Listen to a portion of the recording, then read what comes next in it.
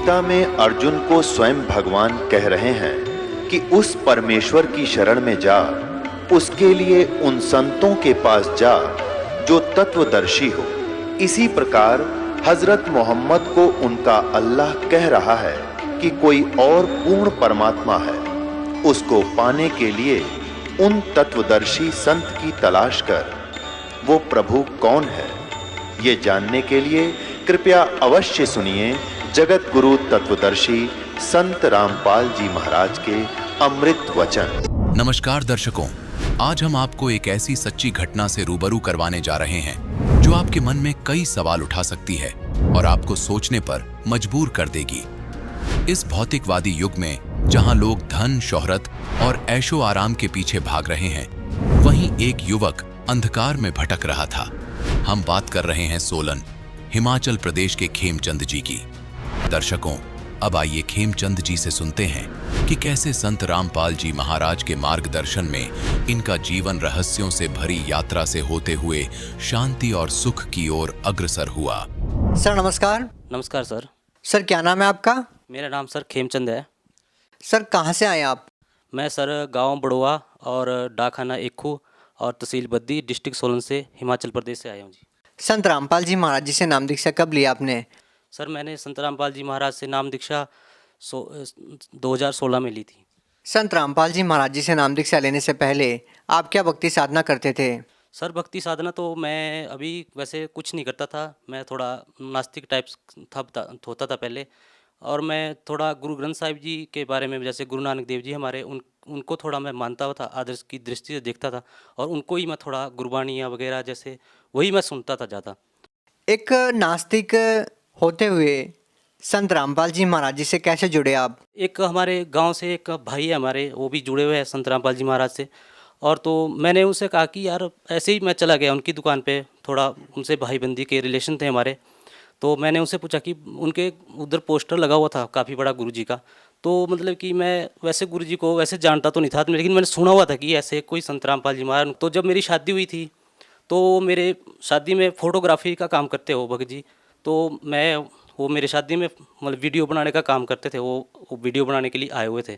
तो उन्होंने शुरू में जैसे गुरुजी की ऐड डाल लिखी थी, उसमें जो एक आता है मतलब कि कबीर साहिब की वाणी है, गुरु गोविंद दो खड़े काके लागू पाए, वो वाणी थी। और उसमें मतलब कि संत रामपाल जी का मतलब कि शुरू में फ़ोटो डाल रखी थी। तो मैं सोच रहा था कि ये कौन है, मतलब कि ये तो मैं कहा वो होगा कोई भाई उनका गुरु होगा कोई, या पता नहीं कौन होगा, क्योंकि वो तो लगते नहीं गुरु। संत रामपाल जी महाराज तो गुरु लगते नहीं, जैसे हम तो मानते थे कि जो जिनकी दाढ़ी लंबी हो या जटा रखी हो वो गुरु होते हैं। तो मैंने उनके वहाँ देख ली वो फ़ोटो की। मैं कहा भाई ये कौन है? और ये बोलो वो हमारे गुरुजी है। मैं कहा कौन गुरुजी है भाई? बोलता है संत रामपाल जी महाराज। फिर बाद में उन्होंने बोला कि आप भी इस ज्ञान को समझो, आप भी हमारे भाई है किस्म से, तो हम तो भी यही बताते सबको। मैं कहा उसमें होता था ऐसे ऐड आती थी भी, ब्रह्मा विष्णु के माता पिता कौन है और मतलब शेरा वाली दुर्गा का पति कौन है। तो मेरे में भी मतलब जैसे शुरू से ही मैं थोड़ा ज्ञान भी रखता था, मतलब जैसे थोड़ा बहुत गीता भी पढ़ी हुई थी, गुरु ग्रंथ साहिब भी पढ़ा हुआ था। तो मैं ज्ञान सुनने का बड़ा इच्छुक होता था। मैं कि जहाँ भी मेरे को ज्ञान मिलता था मैं वहाँ दौड़ा चला जाता था। लेकिन आप तो बोल रहे थे कि आप नास्तिक टाइप के थे। नास्तिक ऐसा था सर, मैं भक्ति किसी की नहीं करता था, लेकिन मन से जैसे गुरु नानक देव जी को मैं आदर की दृष्टि से रखता था। और जैसे कहीं ज्ञान मिल गया, क्योंकि जैसे सारे में मतलब आप पूजा पाठ नहीं करते थे, किसी की भक्ति नहीं करते थे? नहीं सर, पूजा पाठ में किसी की नहीं करता, क्योंकि जैसे बोलते थे कि जैसे हमारे जो कर्म है वही हमें मिलेगा। तो मैं कहा जब हमारे कर्म में दुख है तो दुख ही मिलेंगे, तो हम भक्ति क्यों करें। तो मैं बता रहा था आपको कि मैं फिर उनके भक्त जी के पास गया।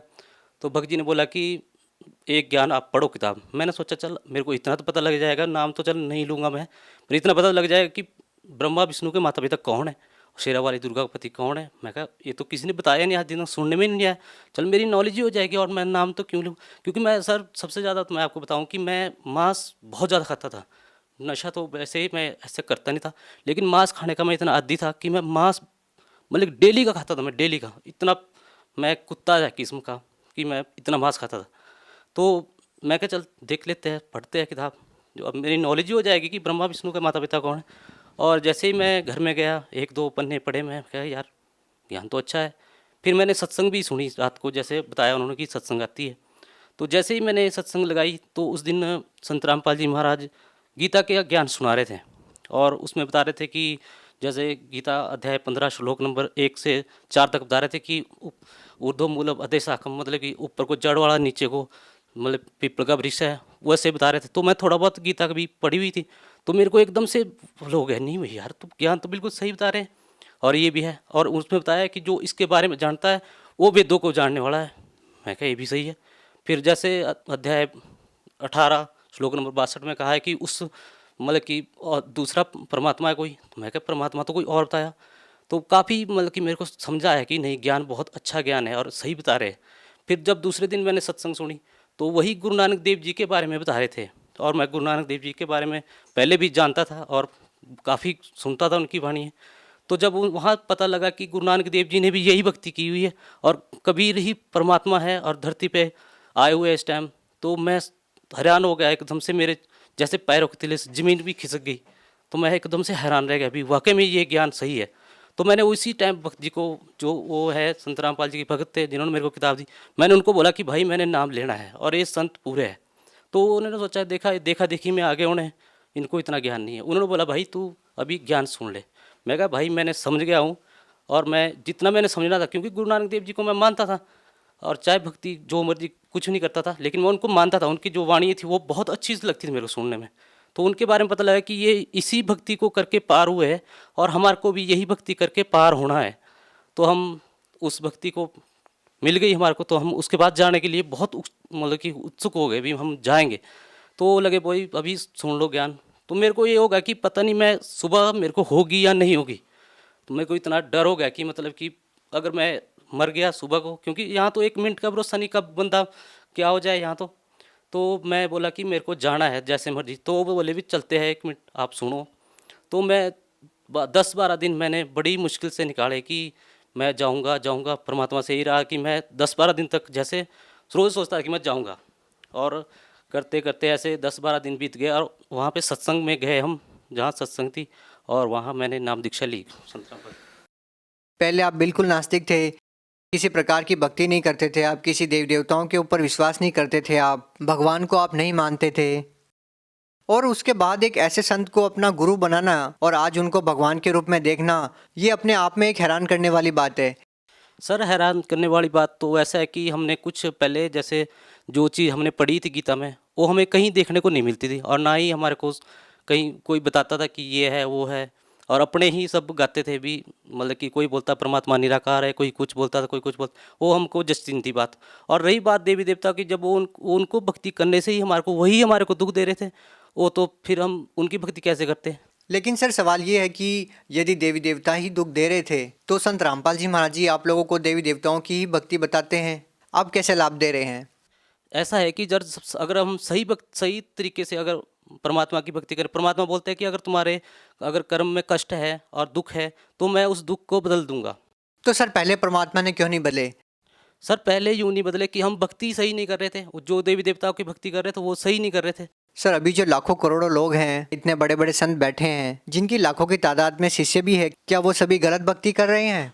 सर बिल्कुल गलत भक्ति कर रहे हैं, क्योंकि जैसे पहले तो सर अनपढ़ होते थे, का ना कोई पढ़ा लिखा समाज नहीं होता था। सर नहीं, अभी तो सभी लोग पढ़े लिखे हैं, जो लोग ज्ञान दे रहे हैं वो भी पढ़े लिखे हैं और जो उनके शिष्य हैं वो भी पढ़े लिखे हैं। तो सर आप ये बात कैसे कह सकते हैं कि वो जो लोग भक्ति दे रहे हैं वो गलत है और आप जो साधना करते हैं वो सही है? सर ऐसा है कि जैसे मान लो पहले हम पढ़े लिखे नहीं होते थे और अब जैसे पढ़े लिखे हैं, ठीक है, तो वो अपना एक धंधा भी है उनका कि वो अगर सही ज्ञान देने लगे और वो बताने लगे कि गीता में श्राद्ध करना मना है या गीता में जैसे कर्म कांड के लिए। सर आपकी ये बात मान भी लेते हैं कि साधु संत है या बड़े बड़े संत हैं उनका ये धंधा है, लेकिन उनके जो शिष्य हैं जो उनसे नाम दीक्षा लेके बैठे हैं, लेकिन उनका तो धंधा नहीं है ना सर। वो तो उनको भगवान के रूप में देख रहे हैं, भक्ति तो कर रहे हैं ना वो। आप उनकी भक्ति पे कैसे सवाल उठा सकते हैं? वो कैसे गलत हो सकते हैं? आप कैसे सही हैं? सर ऐसा है कि वो उनके ऊपर ही विश्वास कर रहे हैं ना सर। अगर वो खुद देखे कि गीता में क्या लिखा हुआ है और वेदों में क्या लिखा हुआ है, वो तो उनके ऊपर विश्वास करे। अंधभक्ति किसको बोलते हैं? इसी को ही अंधभक्ति बोलते हैं। लेकिन लोग ये कहते हैं कि आप अंधभक्त हैं, आप गलत भक्ति करते हैं। सर इस बात का फैसला कैसे हो कि कौन सही भक्ति कर रहा है, कौन गलत भक्ति कर रहा है? सर आपने बिल्कुल सही प्रश्न किया। जैसे वो बताते हैं कि श्राद्ध करो और व्रत करो, तीर्थ गंगा में नहा के आओ। जब आदमी जैसे हमारे मरते हैं तो गंगा में नहा के आओ, और व्रत करो, एकादशी का व्रत करो। मतलब कि ऐसी साधना बताते हैं जो कि गीता में बिल्कुल मना की हुई है कि व्रत नहीं करना चाहिए, और ये वही करते हैं। ठीक है, और वो इस बात को देखते भी नहीं है गीता में। सर देखिए, आप कह रहे हैं कि पाप कर्म कर सकते हैं, जबकि हमने तो अभी तक ऐसा ही सुना है कि पाप कर्म नहीं कर सकते हैं, क्योंकि जिसने जैसा कर्म किया है वो तो भोगना ही पड़ेगा। हमने तो आज तक यही सुना था, लेकिन आप कह रहे हैं कि वेदों में लिखा है कि पाप कर्म कर सकते हैं। हम आपसे पूछना चाहेंगे, आपको क्या लगता है कि आपके पाप कर्म कटे? क्या आपको भक्ति करने से कोई राहत मिली? हाँ जी सर, आपने बिल्कुल सही क्या नाम क्वेश्चन पूछा कि सतभक्ति करने से क्या लाभ होते हैं और सतभक्ति करने से क्या परिणाम निकलते हैं। जैसे मैं अपने बारे में भी बताना चाहता हूँ कि मैं पहले बहुत ज़्यादा मांस खाता था, और मतलब कि जैसे मैं जब नाम दीक्षा लेने का भी सोचा था तो मैं सोच रहा था कि मैं मांस नहीं छोड़ सकता। तो मैंने जो भक्त जी जिन्होंने मेरे को बताया था कि मैंने उनको बोला कि भाई मैं मांस खाना नहीं छोड़ सकता और मैं नाम लूँगा पक्का। तो उन्होंने बोला कि आप संत रामपाल जी महाराज से अपने मन में अर्ज लगाओ कि मैं आपकी शरण में आना चाहता हूँ, और मेरे से ये जो मैं गलत चीज़ है ये छूटनी चाहिए, मेरे से मांस जो छूटना चाहिए, ये गलत चीज़ें हैं ये छूटनी चाहिए। तो मैंने वैसे ही मन ही मन में अपने परमात्मा को, संत रामपाल जी महाराज को लगाया कि मतलब मैं इस चीज़ को छोड़ना चाहता हूँ और मेरे से ये छूटनी चाहिए। तो वैसे ही हुआ कि मैं जब नाम दीक्षा लेने के लिए जब जा रहा था तो उसके एक दिन पहले तो मेरा बिल्कुल इस चीज़ से मन हट गया था। मैंने बिल्कुल इसको आज तक नहीं छुआ और ना मैं छू सका सर। और लाभ मेरे को ये मिले कि जैसे मैं नाम दीक्षा लेके जब घर आया तो सारे घर वाले भी मेरे विरोध हो गए। वो लग गए बोलने कि आप काम नहीं करते, कहीं जाते नहीं, ये नहीं करते, वो नहीं करते। तो मैं भी थोड़ा उदास हो गया कि वाकई में मैं काम तो कुछ करता ही नहीं, मैं बेला रहता हूँ घर में। तो मैंने मन ही मन में परमात्मा से अर्ज लगाई अपने गुरुजी संत रामपाल जी से महाराज की मैं इस अपने इस दास को एक थोड़ा सा 2 रोटी लायक कर दो कि मैं इनकी जो बोल रहे हैं इनके मैं थोड़ा मुंह बंद हो जाए।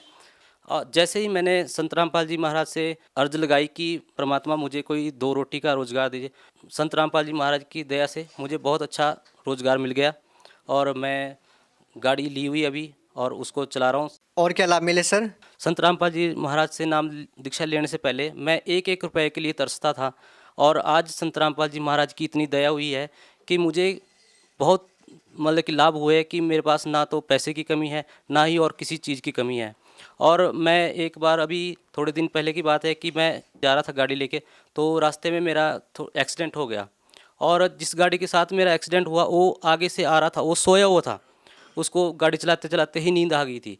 और जैसे ही मैंने साइड में लगा दी गाड़ी, वो तब भी मेरी गाड़ी के ऊपर गिर गया के, और वो 20 फुट दूर गिरा जाके, और मेरे वहीं के वहीं रह गया, मेरी गाड़ी को हिली भी नहीं। संत रामपाल जी महाराज की, हमारे गुरुजी की इतनी दया हो गई कि हमारे को कुछ भी नहीं हुआ, और उस गाड़ी का इतना नुकसान हो गया कि 40-50 हज़ार रुपये का उसका काम होना था। और जैसे ही मैं गाड़ी कुछ करके अपना वहाँ जाके फिर वापस घर लाया तो मैंने मिस्त्री को दिखाया, तो वो भी हैरान हो गया कि तेरी गाड़ी बची कैसे। तो इतना हमारे को लाभ हुआ, संत रामपाल जी महाराज की इतनी दया हुई कि हम उस टाइम बच गए। सर एक लाभ और बताना चाहता हूँ मैं कि मैं जब वही गाड़ी लेने के लिए गया था तो मेरे पास पैसों की मतलब कमी थी, और वहाँ 25,000 रुपये देने थे मेरे को जब गाड़ी लानी थी। तो मैं जैसे गया, मेरे पास 20,000 का ही बंदोबस्त हुआ, मैंने किसी से उधार लिए, तो 20,000 रुपये मैं लेके वहाँ गया। तो उन्होंने बोला कि आपको 25,000 लाने थे। मैं कहा सर मेरे पास तो यही है और देख लो आप। तो जैसे ही मैंने उनको पैसे पकड़ाए और उन्होंने गिने, वो 25,000 निकले। तो मैं एक बार तो हैरान रह गया कि आप एक बार और गिनती कर लो। तो उसने दूसरी बार फिर गिनती की है।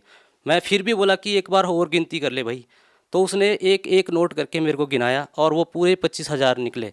तो जिस बंदे से मैंने वो पैसे पकड़ के लाए थे तो मैंने उसको फ़ोन किया, भाई तूने मेरे को कितने पैसे दिए है? तो वो बोला भाई तेरे को मैंने 20,000 रुपये दिए। मैं कहा कम या ज़्यादा तो नहीं दिए। वो सोचा कि शायद इसने ये कम हो गए होंगे। उसने बोला कि मैं बैंक से निकलवा के लाया था और बैंक से निकलवा के मैंने तेरे को दिए है, तो कम होने के या ज़्यादा होने के तो कोई चांस नहीं है, क्योंकि जब बैंक से कैशियर पैसे देता तो गिन के देता है, और जब लेता है बंदा तो वो भी गिन के लेता है। तो उसने 20,000 ही दिए थे।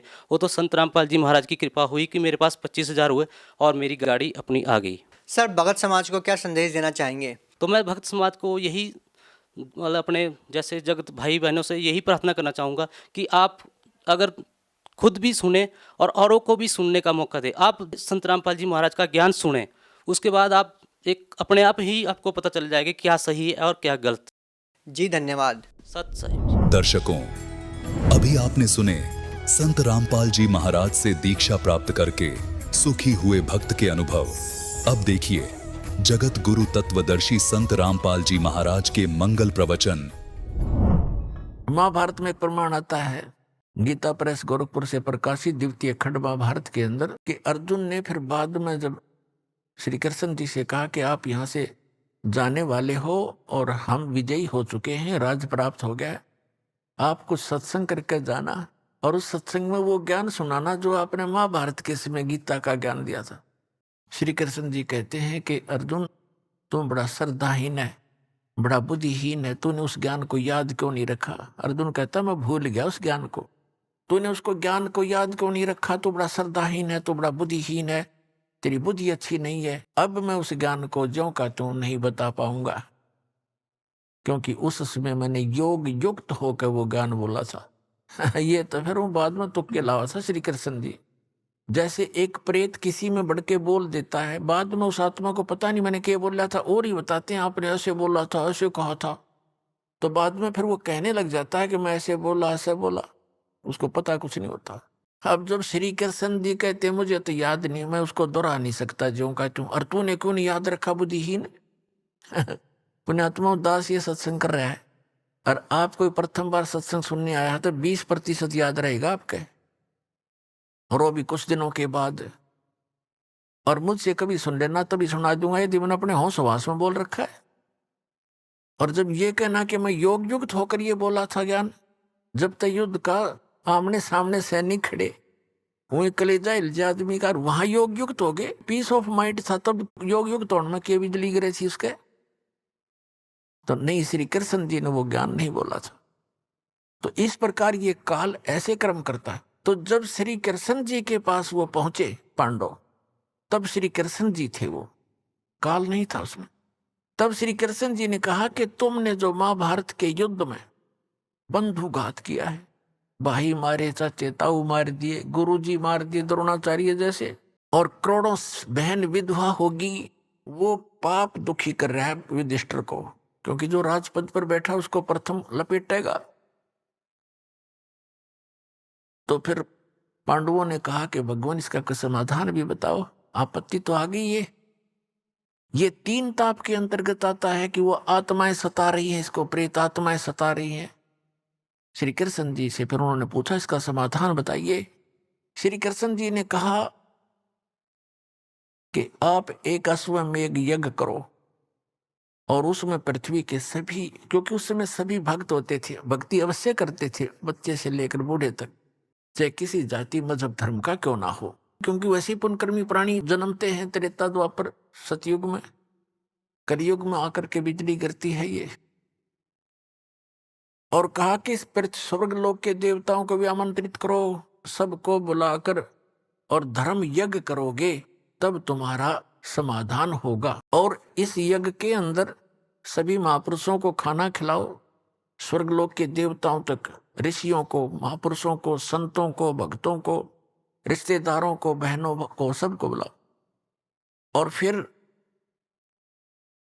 उसका एक लक्षण होगा यज्ञ सफलता का। यज्ञ की सफलता का एक चिन्ह बताया कि एक सुसज्जित स्टेज बना के, अलग से एक स्थान बना करके, एक मेज, और उसके ऊपर एक 5 मुख का शंख रखा जाएगा। और जब सभी भोजन कर लेंगे, अतिथि और संत महात्मा, साधु संत, देव ऋषि, उसके बाद यदि यज्ञ आपकी सफल होएगी तो वो शंख अपने आप आवाज करेगा बगैर मुख लगाए। और यदि शंख नहीं बजा तो समझ लेना आपकी यज्ञ संपूर्ण हुई नहीं, आपका दुख निवारण नहीं होगा।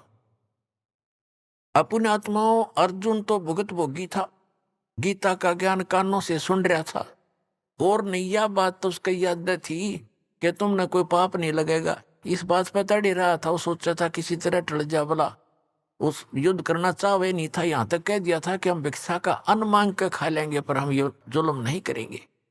लेकिन फिर इसी दुख से तो दुखी था कि पाप लगेंगे, और पाप का समाधान उसमें सबसे पहले कर दिया कि तुझे पाप नहीं लगेंगे, मन न मार रखे तो युद्ध कर ले। अब जब उसने ये सुना कि तुम्हारे को वो पाप दुखी कर रहे हैं जो तुमने महाभारत में हत्याएं की है, अब अर्जुन के मन में वह बात घनी खटक गई,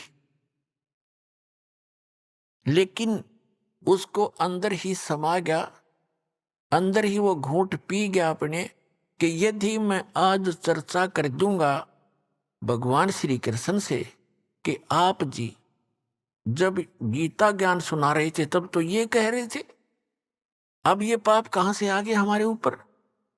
तो मेरा भाई जो है ऐसे स्वभाव का है, ये ना सोच बैठे कि मेरे इस समाधान में, संकट निवारण में करोड़ों रुपये लगेंगे, क्योंकि 88,000 ऋषि, 33 करोड़ देवता, 12 करोड़ ब्राह्मण, 56 करोड़ यादव और ना जाने कितने आम जनता व भोजन करने के लिए आमंत्रित करनी थी, और उनके भोजन में कितना खर्च होना था, बहुत गना। तो अर्जुन ने सोचा कि भाई ये ना सोच बैठे कि अर्जुन मेरा समाधान नहीं चाहता है और इस खर्चे से डर के भगवान कृष्ण जी के साथ वाद विवाद इसलिए कर रहा है, और ये ऐसे स्वभाव का व्यक्ति है जब इसके मन में ये आगी बात युधिष्ठिर के एक मर जाएगा पर समाधान नहीं कराएगा। अर्जुन ने इस बात को समझकर अपने अंदर वह सब्र की घूंट पी और चुप रहा। श्री कृष्ण जी से कहा कि आप तिथि और स्थान निहित कर दो, हम अपना निमंत्रण देने जाएं। ऐसे ही हुआ, भगवान श्री कृष्ण जी ने तिथि और स्थान निर्धारित कर दिया। उसके लिए सभी की सेवा लगाएगी, आप इधर निमंत्रण दे के आइए, आप इधर जाइए। इधर काशी शहर की तरफ भीमसेन का नंबर था, उसकी ड्यूटी सेवा थी निमंत्रण देने की, और काशी शहर के बाहर साइड में परमात्मा का वो प्यारी आत्मा सुदर्शन रहा करता कुटिया में, और वहीं साथ में ही परमात्मा का थोड़ी सी दूरी पर झोंपड़ी थी। ऐसे निमंत्रण देते देते भीम पहुंच गया उस सुदर्शन जी की कुटिया में। सुदर्शन जी काफी प्रसिद्ध हो रहे थे उस समय, संत साधु के रूप में, आसपास भी अच्छे आत्मा है, भगत हैं। तो सुदर्शन जी से कहा कि महाराज मैं राजा युधिष्ठिर का भाई भीम हूं, और हमने एक यज्ञ का अनुष्ठान किया है, धर्म यज्ञ, आप आइएगा, आपको निमंत्रण देने आया हूं। तो सुदर्शन जी ने को पता ही था, क्योंकि वो ज्ञान से परिचित था। उसने कहा कि भीमसेन, तुम्हारे घर पे जो खाना खाएगा उसका भी सर्वनाश हो जाएगा। तुम इतने अपराधी व्यक्ति हो, तुमने अपने सुख के लिए करोड़ों बहनों को विधवा कर दिया और करोड़ों बच्चों को अनाथ कर दिया, और आज तुम सुख की इंतजार करते हो, तुम्हें सुख सपने में भी नहीं हो सकता, ऐसा जुल्म कर रखा है, तुम महाअपराधी हो। अपना आत्मा भगत तो वही होता जो साची को है, और मुझे बुलाना है तो मुझे जो यज्ञ तुम करने जा रहे हो, ऐसी 100 यज्ञ कभी कर रखी हो, उन 100 यज्ञ का संकल्प मुझे दे दो, वो पुण्य दो मुझे, तब तुम्हारे घर जाकर मैं रोटी खा सकता हूं।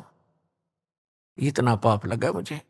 अब भीमसेन कहने लगे, वो पहलवान था, कहने लगा भगत बाबा जी, तूने आना हो तो आना, और ज्यादा बकवाद ना करे, युद्ध ऐसे नहीं जीता हमने एक के मारू था, 4 पड़े थे, गधा के सामने को टिकने वाला नहीं था, और मुझे अपने भाई से डर लगता ना, तेरी अभी टीटवी दबा देता मैं। ऐसे अपशब्द बोल रहा, को बोल तू। भगत जी शांत हो गए, अकी बोलूंगा जी पीट भी देगा पहलवान। सुदर्शन जी चुप हो गए, नीचे गर्दन कर ली, भाई भी राजा है कह के कर देगा। कहनी थी वह कह दी, ना ये ना आना होता कि तेरे बिना यज्ञ पूर्ण नहीं होगी, हमारे साथ भगवान श्री कृष्ण भी तो हैं। वो श्री कृष्ण जी ने सोपरी मान रहे थे, अब यज्ञ का निश्चित समय आ गया और सभी 33 करोड़ देवता, 88,000 ऋषि, 12 करोड़ ब्राह्मण, 56 करोड़ यादव श्री कृष्ण जी के वंशज द्वारका से चलकर आ गए। और ना जाने कितने भक्त, आसपास के जनसाधारण आगे भोजन, अब भंडारा शुरू हो गया। सबने भोजन खा लिया और शंख टस से मस नहीं हुआ। युधिष्ठिर जी ने कहा कि भगवान अब क्या रहा, होगी हमारी यज्ञ पूर्ण के नहीं? यह शंख तो बजा ही नहीं, शंख के बजे बिना यज्ञ संपूर्ण नहीं हो सकती। तब उसने कहा कि भगवान आपने भी भोजन खा लिया और ये 33 करोड़ देवता, 88,000 ऋषि, 12 करोड़ ब्राह्मण, चारों वेदों के कंठ याद करने वाले, इन्होंने भोजन खा लिया और फिर भी शंख नहीं बजा। भगवान हमारे पाप ज्यादा है, किसी का दोष नहीं, हमने बहुत जुल्म कर रखा है, सचमुच ये शीघ्र से खत्म होने वाले नहीं है। तो उधर से क्या हुआ, श्री कृष्ण जी ने कहा कि युधिष्ठिर इस शंख को बजाने वाला नहीं आया। युधिष्ठिर जी ने पूछा भगवान ऐसे ऐसे महापुरुष यहाँ बैठे हैं, स्वर्ग लोग के देवता भी आगे हैं और आप जी ने भोजन कर लिया, अब कौन है ऐसा महापुरुष आपसे बढ़कर? श्री कृष्ण जी ने कहा कि एक सुदर्शन नाम का एक सुपच है, वाल्मीक है, वाल्मीक जाति में जन्मे थे, नाम सुदर्शन था। जैसे आजकल हरिजन कह देते हैं, शेड्यूल कास्ट कह देते हैं, उसे सुपच कहा करते थे। कि उस सुदर्शन को आमंत्रित नहीं किया तुमने महात्मा को? युधिष्ठिर ने कहा कि उधर काशी साइड में हमने भीम जी की ड्यूटी लगाई थी, उसके पूछते हैं। भीम को बुलाया गया और उससे पूछा कि भाई आपने ऐसे ऐसे भगवान श्री कृष्ण जी कह रहे हैं, एक सुदर्शन नाम के वाल्मीकि थे महात्मा भक्त, उनको नहीं आमंत्रित किया? भीमसेन कहने लगा कि मैंने उसको निमंत्रण दिया था, लेकिन वो तो कबूल आदमी है, वो तो ऐसी बकवाद करने लग गया, तुम तो अपराधी हो, तुमने जुल्म कर रखा है, करोड़ों बहन विधवा करके आज तुम राज कर रहे हो और तुम्हारे घर पे मैं अन्न उस समय खाऊंगा, तुम ऐसी ऐसी यज्ञ जो करने जा रहे हो, 100 कर रखी हो, उसका फल मुझे दो, तब मैं रोटी खाऊं, ना तो पाप लगे तुम्हारे अन्न खाने वाले को भी, इतने अपराधी हो तुम। अब श्री कृष्ण जी को पता था यो भी मोटे दिमाग का है, इसने कुछ बकवाद करी होगी। तो श्री कृष्ण जी ने पूछा फिर आपने क्या उत्तर दिया? कि मैंने उसे ये उत्तर दिया कि तूने आना हो तो आ, न तेरे न आने से क्या मैं हमारा काम अड़ जाएगा, और मुझे आपसे और भगत हमारे भाई से डर लगता था ना उसको। मैंने कहा कि मैं उनसे ऐसे डरता हूं ना, तेरे को कभी टीट भी दबा देता तेरी। मैंने ये कह दिया। कृष्ण जी ने कहा कि देखो भैया, साधु संतों के साथ बकवाद नहीं की जाती। तो आपने तो और पाप इकट्ठा कर लिया, उनकी आत्मा दुखा के। वो ठीक कह रहे थे, उन्हें गलत क्या कहा? क्या जीव हिंसा का पाप नहीं होता? और आपने गलत किया। चलो मेरे साथ। पांचों पांडव और छठे श्री कृष्ण भगवान रथ लेकर वहां पहुंचे। 1 किलोमीटर दूर रथ रोक दिया, 1 मील, और कहा नीचे उतरो। नंगे पैरों चले वहां से, रथ पीछे पीछे आ रहा है खाली। और उसमें क्या हुआ कि सुदर्शन जी ने अपने पूज्य गुरुदेव करुणामय जी से कहा कि महाराज आज मेरे से गलती तो बन गई। क्या भाई? कि भीम आया था, माँ उसका युधिष्ठिर का राजा का भाई, और ऐसे ऐसे कोई यज्ञ कर रहे हो, और उन्होंने मेरे से कहा, मैंने उनको ये कह दिया। परमात्मा बोले भाई तूने सही कह दिया, साधु संत तो साची ही कहा करते हैं, गलती नहीं की बेटा। पर बताऊं, उनका यज्ञ पूर्ण ना हुए, उसको वो फिर आओगे तेरे पास। सुदर्शन ने सोचा वो फिर सिर में दर्द करेंगे तो खिसक ले यहां से। वो वहां से खिसक गया। 10-15 दिन का टूर प्रोग्राम बना के अब परमात्मा ने देखा भगत की इज्जत रखनी जरूरी होती है। आप ही आके बैठ गए सुदर्शन रूप बना के कबीर परमात्मा करुणा में। अपने आत्माओं एक अध्यात्म शक्ति ऐसी होती है, अपने आप सामने वाले को पता लग जाता है इसके अंदर कुछ है भक्ति।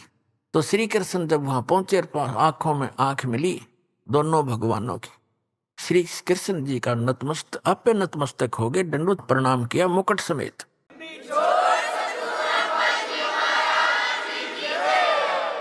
अब श्री कृष्ण जी ने प्रणाम किया एक झोंपड़ी मास्टर के आगे, तो उनकी क्या औकात थी, पांचों पांडवों ने भी दंडवत प्रणाम किया, उनको नरम करना था। तो परमात्मा ने कहा सुदर्शन रूप में के हे द्वारकाधीश और हे इंद्रप्रस्थ के बादशाह, आप इस दास के सामने मुझे लज्जित ना करो, ऐसे ना करो, उठो महाराज, उठो महाराज। उठ लिए परमात्मा, उठ के आए और वो खड़े किए। तब श्री कृष्ण जी ने कहा कि हम आपको निमंत्रण लिवाने आए हैं और ऐसे राजा युधिष्ठिर हैं, ये इसके भाई हैं और इन्होंने ऐसे ऐसे यज्ञ किया और आपकी अति आवश्यकता है, आप चलिएगा। तब परमात्मा ने तो दानी जान थे, उन्होंने रोल कर ही रहे थे सुदर्शन का, कहा कि मैंने इस पहलवान से कहा था मेरी वो शर्त पूरी करो, 100 अश्वमेध यज्ञ का फल मुझे दो, तब मैं चलूं।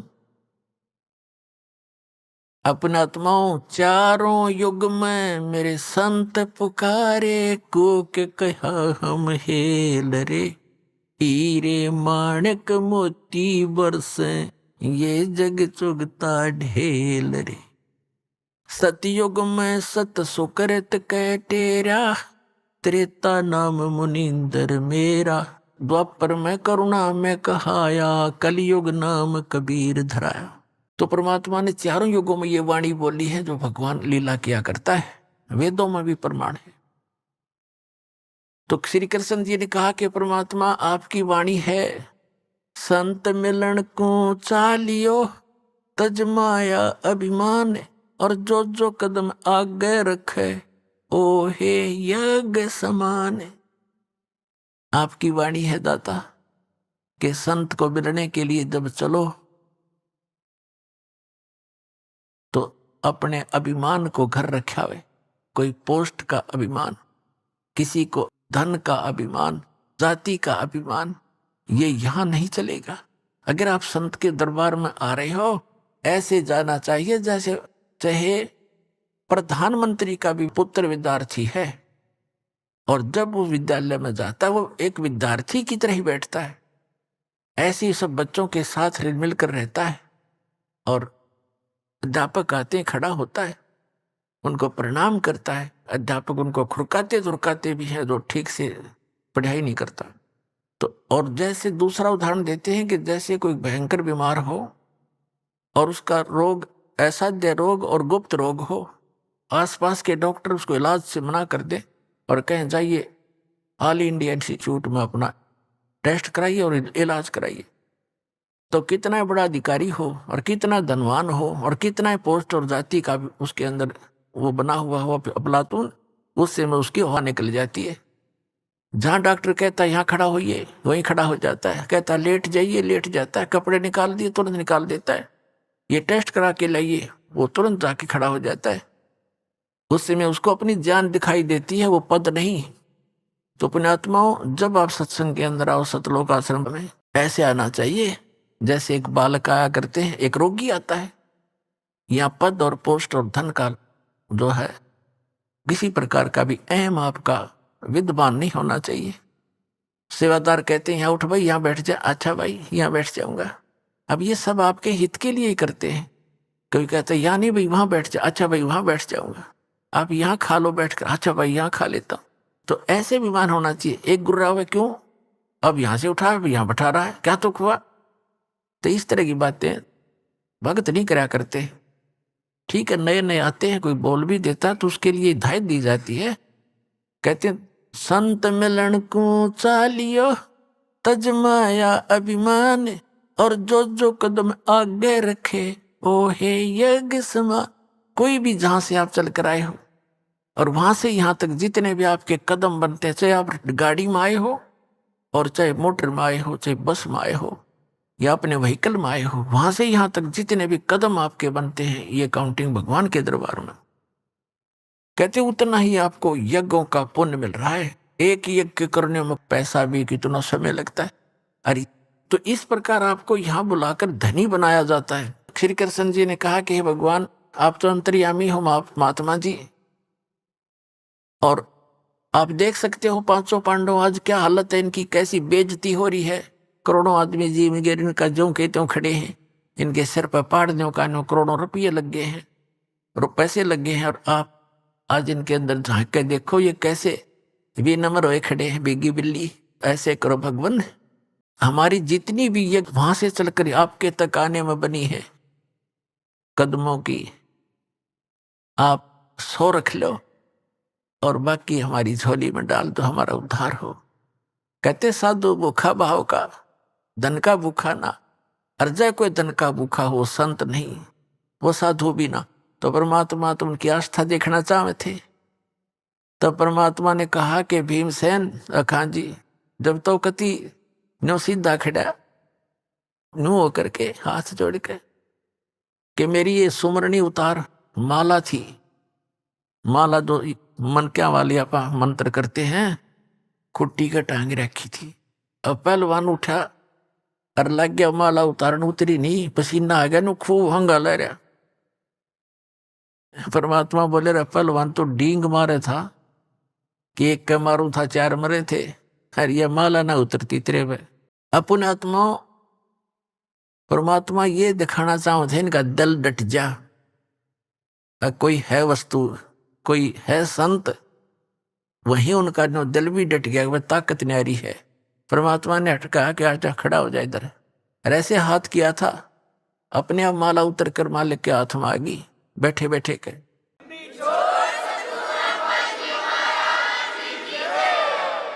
और फिर परमात्मा बोले भाई, मर्द गर्द में मिल गए वो रावण से रणधीर, कंस के सी चाणोर से वो हिरना कुश बलबीर।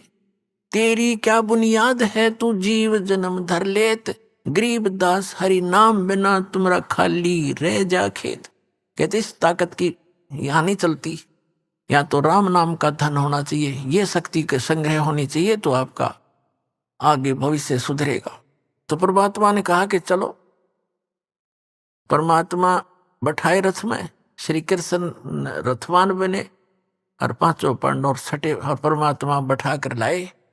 अब वाल्मीकि जाति के व्यक्ति कैसे रहते थे, आदिवासी की तरह, कपड़े मैले कुचेले से, दाढ़ी बड़ी हुई, सिर की छोटे छोटे बाल पड़े और जूते टूटे हुए, धूल लगी हुई पैरों में, धोती सी बांध रखी, लपेट रखी, और यज्ञ के अंदर बैठे हुए मंडलेश्वर ऋषि, 9 मोटे मोटे पेटाले और गल में जनेऊर तिलक लगा रहा खेर, नो आसन न्यारे न्यारे ला रहा खेर, जच के बैठे सारे 33 करोड़ देवता, 88,000 ऋषि, 12 करोड़ ब्राह्मण, 4 तिलक लगा के। जब कबीर साहब प्रवेश हुए तो सभी देख रहे हैं, और वो क्या कह रहे हैं आपस में कि इनके पाप ही इतने हैं, अब शंख कैसे बजे, इन घोर पाप कर रखे। अरे जब इन पाप कर रखे हैं उसके समाधान के लिए तो संत साधु बुलाए जाते हैं। तुम्हारा टिंडे लेना आए थे जब तुम्हारे पास कुछ है ही नहीं था।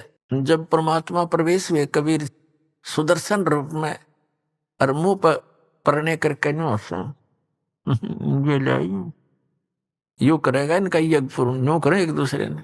श्री कृष्ण जी ने कहा द्रौपदी बढ़िया भोजन बना दे, ये महापुरुष खाना खाओगा और प्रसन्न हो गया ना खाना खाने से, तो तुम्हारा शंख बजेगा। अब द्रौपदी ने तो नौकरों का भी सहयोग नहीं लिया, अपने हाथ से रोटी बनाई, क्योंकि फंस रहे हो तक कति बुरा हाल हो रहा, इतना धंधा लिया और बात न्यो की न्यो। अपने हाथों खाना बनाया, कचौड़ी पकौड़ी, दही बड़े, जलेबी, हलवा, पूरी, खीर, सारा कुछ बना के न्यारी न्यारी कटोरिया में थाली में सजा के रख दी। परमात्मा सुदर्शन जी ये सुदर्शन रूप में बैठे थे तो मालिक। अब द्रौपदी ने न्यू सोचा था कि ऐसा बढ़िया भोजन बना दिया, यो घास फूस खाने वाला व्यक्ति जंगल में रहता है, आज खा के भोजन ने न्यारे न्यारे पकवान उंगली चाटता रह जाएगा, 100 जगह गुण गाओगा मेरे। अब भोजन खिला द्रौपदी ने। और प्रत्येक बहन का ये एक कुदरती स्वभाव होता है, कोई अतिथि आ जाता है उसके लिए विशेष भोजन बनाने में विशेष ध्यान रखती है कि कहीं ये बाहर जा करके और मेरी बदनामी ना कर दे कि उसमें नमक ठीक नहीं था, मिर्च गड़ी थी, या ठीक अच्छा नहीं लगा भोजन। इसलिए वो हर संभव कोशिश करती है कि खाने वाला मेरी प्रशंसा करे। द्रौपदी ने इसी उद्देश्य से भोजन रखा और परमात्मा ने, वो तो लीला करते हैं, उन्होंने क्या किया कि ये मन आज तक नारे नारे स्वाद कर लेगा और कल हमने तो फिर घास फूस खाना, ये तो फिर बिगड़ गया। उन्होंने क्या किया, अब सुदर्शन जो था वो 5 ग्रास खाता था। उसने अपना नियम बना रखा था कि एक जब भी खाना खाऊंगा, जैसे 1 फिर 2 3 4 5 ग्रास खा के बंद कर देता था। इतना अल्पाहार था, उसका संयम रखता था। तो परमात्मा ने ये भी दिखाना था कि मैं सुदर्शन ही हूं, सुदर्शन का रोल कर रहे थे। तो परमात्मा ने वो सारी कटोरियों में से थोड़ा थोड़ा भोजन ठाठा के, खीर भी, हलवा भी, पूरी भी तोड़ दी छोटी सी, और कचौड़ी भी, पकौड़ी भी, दही भी, उसका माय मिला ली और लगे न्यू करने। अब द्रौपदी देखा बेटी बेटी, अक मैंने तो 1 घंटे तक तुम्हें मांग फुड़वाई, अरे यू का के शंख बजाओगा, शूदर का शूदर ही राज ने खाना भी ना आता। यो मन बड़ा बदमाश है, 1 मिनट में पता नहीं क्या सोच जा और कर्म बिगड़वा दिए। परमात्मा जानेंगे क्योंकि वो अंतर्यामी थे। अगर द्रौपदी तक घनी नो सोच रही है कि यो हमारा जैसा आहार और भोजन इनको कितना ना मिलता, ठीक से। अब परमात्मा ने एक बार खाया, शंख बोला, वहां रखा, दूसरी बार खाया, फिर बोला, 5 बार में जितना थाली में डाला था खा लिया, और 5 ही बार वो शंख बज के बंद हो गया। युधिष्ठिर बड़ा खुश हुआ कि हे भगवान, बड़ी दया हुई आपकी, ऐसा महापुरुष आ गया और हमारा काम बन गया। तो श्री कृष्ण जी ने कहा, काम को नहीं बना भी, यू शंख तो कंटिन्यू बजना चाहिए था, बहुत देर तक बजेगा, ये तो 5 बार बजा है, इससे बात नहीं बनी। तो युधिष्ठिर ने कहा कि अब किसको बुलाओगे भगवान, अकीब और कोई बुलाना बाकी नहीं रह रहा। इस आपने के वाल्मीकि दिखाई दे है यो हरिजन सा, इसके 1 बाल के बराबर ये 3 लोक नहीं है, इतना सिद्धि शक्ति युक्त है ये सुदर्शन। अब श्री कृष्ण जी भी बेसिक तो हम अंतर्यामी मानना थे, इतने अंतर्यामी नहीं थे, पर आभास जरूर था कि ताकत है इनके अंदर। तब श्री कृष्ण जी ने कहा कि अपने घर में कमी है कोई, वो देखेंगे। द्रौपदी बुलाई और द्रौपदी से कहा कि बहन, आप जी ने जब ये खाना खा रहे थे महात्मा, आपके मन में कोई दोष तो नहीं आया? सच्ची बताना, अब नहीं तो बात बिगड़ जाएगी। तो द्रौपदी ने सारी सच्ची बता दी कि महाराज, मैंने 1 घंटे तक भोजन तैयार किया, नारे नारे आइटम बनाए, और मैंने ऐसे ऐसे सोचा था कि उंगली चाटता रह जाएगा महात्मा और बड़े गुण गाओगा मेरे। इन्होंने जब सारा इकट्ठा कर लिया तो मेरे मन में न्यू दोष आ गया कि यू शेडियल सा आदमी है, नहाना दौड़ा इसने, और ये इसने खाना भी ना आता है, किसके शंख बजा होगा। कृष्ण बोला, द्रौपदी तने तो भट्ठा बैठा लिया, तन्ने मोल ले लिया कि साधु को अपने घर बुला के तेरे पे एहसान किया इसने, आ करके तेरे घर का टूक खा लिया। अभी आपने सुने संत रामपाल जी महाराज के मंगल प्रवचन। आइए अब सुनते हैं संत रामपाल जी महाराज से नाम दीक्षा लेकर सतभक्ति करके अद्भुत लाभ प्राप्त करने वाले अनुयायी के विचार। दर्शकों, यह कहानी फरीदाबाद की कांता जी की है, जो पहले सुदर्शनाचार्य जी महाराज और विभिन्न देवी देवताओं की पूजा करती थीं। कांता जी ने सुदर्शनाचार्य जी महाराज के द्वारा बताई गई भक्ति साधना 7 सालों तक की, लेकिन लाभ के बजाय उन्हें भूत प्रेत की बाधाओं का सामना करना पड़ा। ये समस्याएं इतनी बढ़ गईं कि कांता जी ने आत्महत्या तक का विचार कर लिया। इसी दौरान उनके मायके के परिवार ने उन्हें संत रामपाल जी महाराज के बारे में बताया और उनसे नाम दीक्षा लेने की सलाह दी। जिसे कांता जी बताती है कि उनके जीवन का सबसे अच्छा फैसला यही था। आइए अब सुनते हैं कांता जी के जीवन की कहानी इन्हीं की जुबानी। नमस्कार जी। सत साहेब। क्या नाम है बहन जी आपका? कांता। बहन जी आप कहाँ के रहने वाले हैं? फरीदाबाद से। संत रामपाल जी महाराज से नाम दीक्षा आपने कब ली? संत रामपाल जी महाराज जी से मैंने नाम दीक्षा 2014 11 मई। संत रामपाल जी महाराज से नाम दीक्षा लेने से पहले आप क्या भक्ति साधनाएं करती थी? मैं फरीदाबाद में श्री सुदर्शनाचार्य जी महाराज जी से जुड़ी हुई थी और उनसे पहले मैं सभी देवी देवताओं की भक्ति करती थी, अन्य व्रत पूजा ये सब कुछ करती थी मैं वहाँ। बहन जी आपने सुदर्शनाचार्य जी को अपना गुरु बनाया था और भी देवी देवताओं की आप भक्ति साधना करते थे, तो इन सब भक्ति साधनाओं से आपको क्या लाभ मिले? सर मैंने 7 साल भक्ति करी सुदर्शनाचार्य जी महाराज की। मंदिर में जाती थी मैं, वहाँ पे जो भी जैसा वहाँ पे क्रियाक्रम पूजा पाठ होता वो करती थी मैं पूरी श्रद्धा से, लेकिन मुझे लाभ 1% भी नहीं हुआ। लाभ की बजाय मुझे वहाँ उल्टा भूत प्रेत आने लगे। भूत प्रेत की बाधा इतनी बढ़ गई कि मेरे ससुराल वाले मेरे से बहुत परेशान हो गए, मैं खुद परेशान हो गई। मतलब इतना परेशान हो गई थी कि मेरी नौबत आ गई थी कि मैं आत्महत्या कर लूँ, मैं जीना नहीं चाहती। उसी दौरान मुझे मेरी शादी को इतने साल हो चुके थे, कम से कम 8-10 साल हो चुके थे, तो मैं इतना परेशान थी कि मेरे मन में सवाल भी आता था कि मैं क्या करूँ, कहाँ जाऊँ। तो अचानक से ही मेरा वहाँ जाना ख़त्म हो गया। सारी साधनाएं करके जब मैं परेशान हो चुकी तो मेरा वहाँ जाना बिल्कुल ख़त्म हो गया। मेरी आत्मा ने मुझे रोक दिया कि नहीं जाना, मुझे किसी की भी भक्ति नहीं करनी, किसी के अंदर भी कोई भाव नहीं रखना, मुझे जीना ही नहीं है। मैं बहुत परेशान हो गई थी। मुझे लाभ तो 1% भी नहीं मिला, मुझे हानि ही हानि हुई। मेरे घर में सबका जो प्यार था वो ख़त्म हो गया। भूत प्रेत की बाधा ऐसी बढ़ गई कि सब लोग मेरे से घृणा करने लगे, कहने लगे कि इसके बच्चे नहीं हैं, ये क्यों जाती हैं वहाँ पे, क्या करती हैं।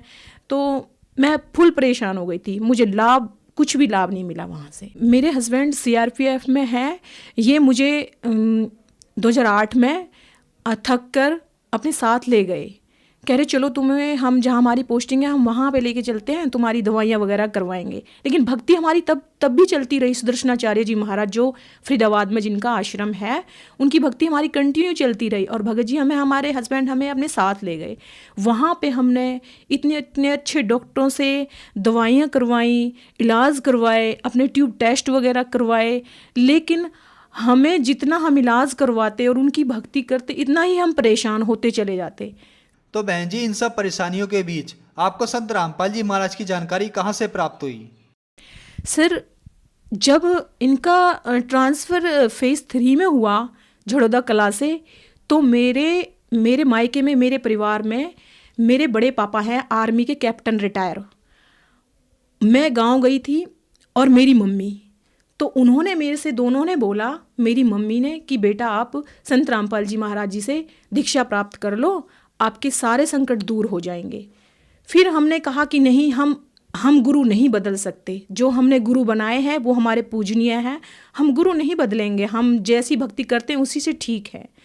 फिर ऐसे ही ऊपर से आके हम नीचे बैठे। हमारे पिताजी थे, मतलब बड़े पापा थे आर्मी के कैप्टन रिटायर, उन्होंने संत रामपाल जी महाराज अपने गुरु बना रखे थे और मम्मी ने भी बना रखे थे। मम्मी को हमने मना कर दिया, तो हमारे जो बड़े पापा थे उन्होंने कहा कि कांता बेटा आप संत रामपाल जी महाराज जी को अपना गुरु बनाइएगा और उनसे दीक्षा लेकर आपकी सारी परेशानी ठीक हो जाएंगी। उनको पता था कि मेरे बच्चा नहीं है, वो क्लियर नहीं कहते थे मेरे से, तो ऐसे कहते थे कि आपकी परेशानी बिल्कुल ख़त्म हो जाएंगी।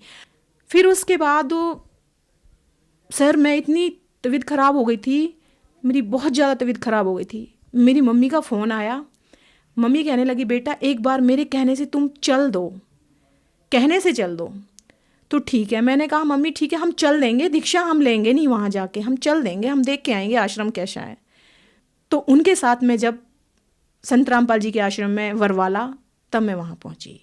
वहाँ जाने के बाद मैंने वहाँ का आव भाव देखा, वहाँ का माहौल देखा, और जिस टाइम गुरुजी वहाँ पे आए थे तो मुझे पता भी नहीं था कि परमात्मा अनजाने में मुझे ऐसे दर्शन दे रहे हैं।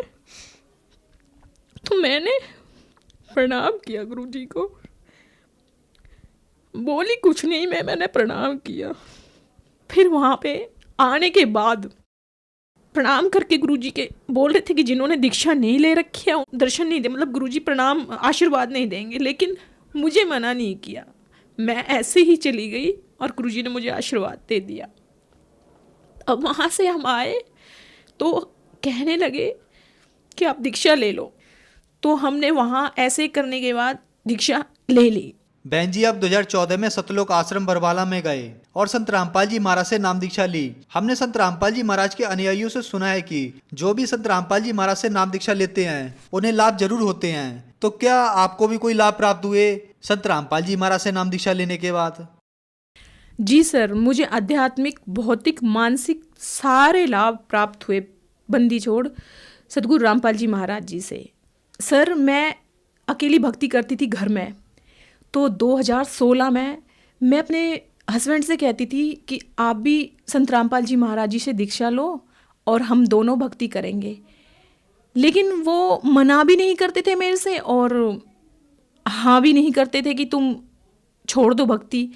तो एक दिन मैं ऐसे ही दंडवत प्रणाम करके संत रामपाल जी महाराज जी के सामने मैं ऐसे ही कह रही थी, भगवान संत रामपाल जी महाराज कि आप मेरे साथ मेरे हस्बैंड को और लगा दो भक्ति में।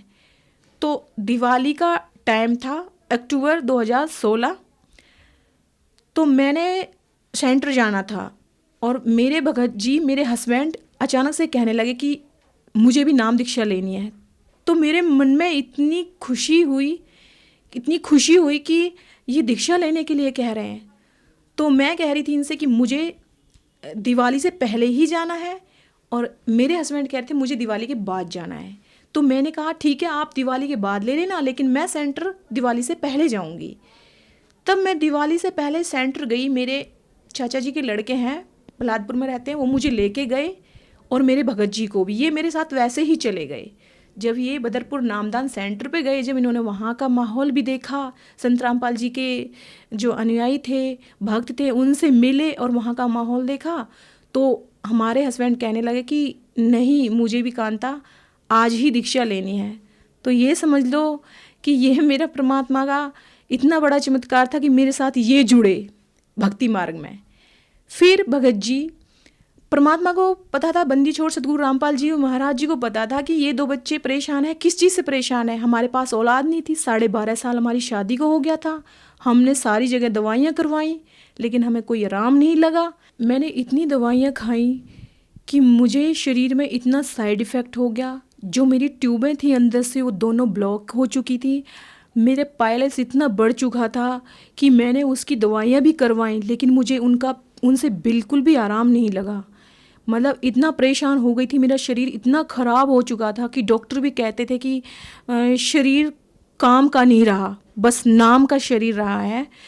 तो जब संत रामपाल जी महाराज जी से दीक्षा ली, फिर भगत जी ने 2016 में दीक्षा ली, उसके 1 महीने बाद परमात्मा की ऐसी रज़ा हुई, मुझे 12.5 साल में परमात्मा ने खुशखबरी सुनाई कि आप माँ बनने वाली हो। तो भगत जी, ये मेरे साथ इतना बड़ा चमत्कार मेरे बंदी छोड़ का कि मुझे सबने मना कर दिया था कि आप माँ नहीं बन सकते हो। सब मुझे टॉर्चर करते थे। इनके गांव में मुझे कहते थे वो सामने नहीं आनी चाहिए, उसका मुंह खराब है। मुझे संत रामपाल जी महाराज ने वो दिया जो मुझे इस दुनिया में कोई और दे ही नहीं सकता। संत रामपाल जी महाराज जी से दीक्षा लेने के बाद मेरा शरीर, मेरा मानसिक स्तर और मुझे ये औलाद दी परमात्मा ने, संत रामपाल जी महाराज ने, मेरे जीवन में इतना बड़ा सुख, और मेरे बंदी छोड़ सतगुरु रामपाल जी महाराज ने मुझे भक्ति का मार्ग बताया कि भक्ति क्या होती है, पूर्ण परमात्मा कौन होता है, संत कौन होता है, भक्ति कैसे करनी चाहिए, किसकी करनी चाहिए। ये सब मुझे संत रामपाल जी महाराज जी से नाम दीक्षा लेने के बाद पता चला। सर, संत रामपाल जी महाराज जी से दीक्षा लेने के बाद परमात्मा ने मुझे ये खुशी दी है, ये मेरा बच्चा है जो संत रामपाल जी महाराज जी से नाम दीक्षा लेने के बाद 12.5 साल बाद मुझे ये पुण्य आत्मा हुई है। और सर, ये मेरे भगत हैं, मेरे हस्बैंड हैं, जिन्होंने भी दीक्षा लेके हम दोनों भक्ति करते हैं संत रामपाल जी महाराज जी की। और मेरे हस्बैंड मुझे फेज़ 3 से लाया करते थे तब, तो मुझे रास्ते में हमें पता नहीं था, होता था कि हमारी गाड़ी चलती चलती गाड़ी के आगे कोई गाय का आ जाना, और फिर हम फुल स्पीड पर होते थे तो गिर जाते थे। उससे हमें इतना लाभ मिला कि मेरे ही 3-4 एक्सीडेंट ऐसे हुए कि मैं आराम से बाइक पे बैठी थी, और बाइक पे बैठे बैठे मेरा दुपट्टा उससे 2 मिनट पहले ही मैंने देखा था कि सही सलामत बैठी हूँ मैं, मेरा पूरा दुपट्टा लिपट के मेरे गले में ऐसे आ जाता है कि मेरी गर्दन बस घुटने ही वाली होती है कि तभी मेरी चीख निकलती है। और मेरे हस्बैंड गाड़ी रोकते हैं, बाइक रोकते हैं, और मुझे ऐसे वहाँ पे सड़क पे हम दोनों ही गिर जाते हैं। इतने हादसे हमारे साथ हुए कि 3-4 एक्सीडेंट ऐसे ही हो गए। तो मैं जब भी घर से निकलती थी तो मैं उन्हीं भगवानों का नाम लेके निकलती थी कि हे भगवान, आज मेरे साथ कोई दुर्घटना ना हो। लेकिन जब मैं उनका नाम लेके निकलती थी तो मेरे साथ दुर्घटना होनी ही होनी थी। कहीं कुत्ते का आगे आ जाना गाड़ी के, बाइक के सामने, तो फट से गिर जाना हमें वहाँ पे, कहीं गाय का आ जाना तो फट से गिर जाना। ये इतना परेशान थी मैं बहुत ज़्यादा। लेकिन जब से संत रामपाल जी महाराज जी से नाम दीक्षा ली है, उसके बाद ना कोई एक्सीडेंट, ना कोई हमें परेशानी, ना कोई हमें दिक्कत, सब चीज़ में हमें परमात्मा बंदी छोड़ सतगुरु रामपाल जी ने इतना लाभ, इतना सुख दिया है। हम बस उनकी भक्ति करते हैं। आज मैं बंदी छोड़ सतगुरु रामपाल जी महाराज से दीक्षा लेने के बाद ना मुझे कोई पायलस है, ना मेरी कोई ट्यूब ब्लॉक है, ना मुझे कोई मानसिक स्तर पर कोई बीमारी है, ना कोई मुझे परेशानी है। हम आराम से सतगुरु रामपाल जी महाराज जी की भक्ति करते हैं और आराम से अपना जीवन यापन कर रहे हैं। बहन जी, संत रामपाल जी महाराज से नाम दीक्षा लेने के बाद आपको हर तरह से सुख प्राप्त हुए, तो जो श्रद्धालु आपको देख रहे हैं, आप उन्हें क्या संदेश देना चाहेंगी? सर, मेरी उनसे हाथ जोड़कर प्रार्थना है कि इस टाइम धरती पर पूरे विश्व में संत रामपाल जी महाराज जी के अलावा और कोई गुरु हो ही नहीं सकता, क्योंकि वो पूर्ण परमात्मा है। बंदी छोड़ सतगुरु रामपाल जी महाराज इस टाइम धरती पर आए हुए हैं, 600 साल बाद फिर परमात्मा इस धरती पर आए हुए हैं। आप उनसे आइए, उनकी पुस्तकें हैं, उनका ज्ञान है, उनका सत्संग है, इतनी तेज़ी से चल रहा है कि जो भी भक्तात्मा सत्संग सुनती हैं, नाम दीक्षा लेती हैं, पुस्तकें पढ़ के वो सत्संग से जुड़ती हैं, फिर सत्संग सुन के फिर वो दीक्षा लेने के लिए आती है। तो मेरा उनसे विनम्र निवेदन है कि संत रामपाल जी महाराज जी से आओ और अपना कल्याण करवाओ नाम दीक्षा लेके। बहन जी, संत रामपाल जी महाराज से नाम दीक्षा कैसे ले सकते हैं? सर, संत रामपाल जी महाराज जी से दीक्षा लेने के लिए चैनल पर पट्टी आती है, एक नीचे सत्संग चलाते हैं, उसके नीचे पट्टी आती है, उस पर संत रामपाल जी महाराज जी का सत्संग आता है। हम उन नंबरों पर फ़ोन करके और पता कर सकते हैं कि किस एरिया में सेंटर है, कोऑर्डिनेटर है, आपको पता चल जाएगा, वहाँ से हम नाम दीक्षा ले सकते हैं। धन्यवाद बहन जी। सत साहिब।